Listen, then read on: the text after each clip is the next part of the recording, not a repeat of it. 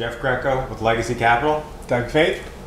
And in this video, we're going to talk about some of the specific ways in which we help clients, and then also give some examples of some of the transformations that we help with previous clients that are probably similar to some of the things that you're currently dealing with that we would like to help you through. Yeah, well, I think, again, clients are coming to us because their business is growing and scaling. And so we give them more capital, which helps them accelerate their growth, and which is great.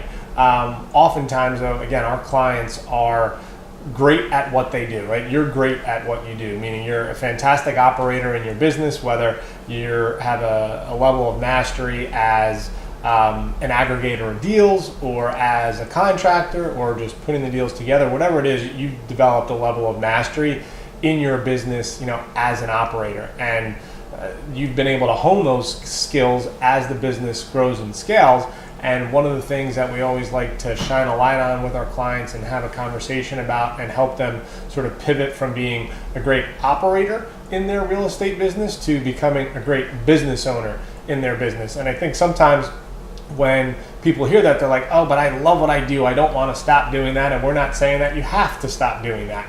In fact, our clients don't. But it's nice to have the option or the flexibility to have the systems in place, have the team in place, so that if you want to remove yourself as an operator, whether it's for a month, 6 months, or longer, you have the opportunity to do so.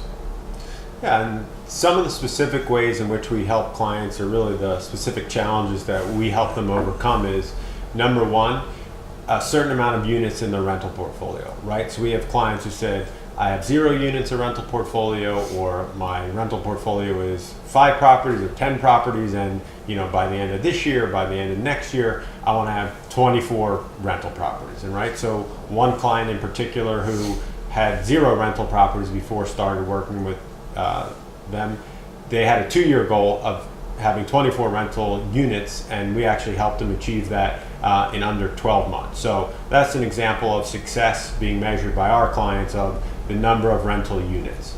Another measure of success that our clients currently use is how many rehabs they do in a year, right? So if they know their average profit margin is $30,000 or $40,000 on a deal, they know that if the past year they did 5 of those, what they made, and with some potential leverage and use of our expertise, they've gone from 5 to maybe 10, or they've gone from 10 to 20 a year. And so you can do the math in terms of how that helps somebody's business.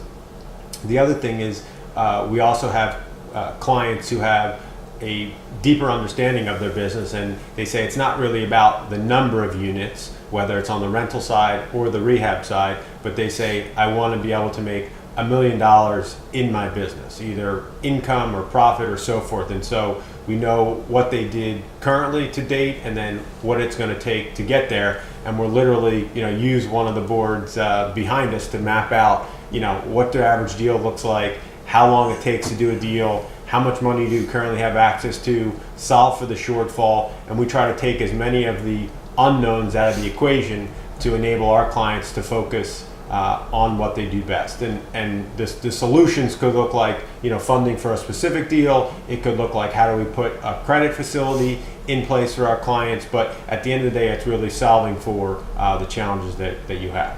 Yeah, and I think more and more so we're finding our clients are not necessarily doing one and the other, but are doing both, right? They're generating income through the flip business.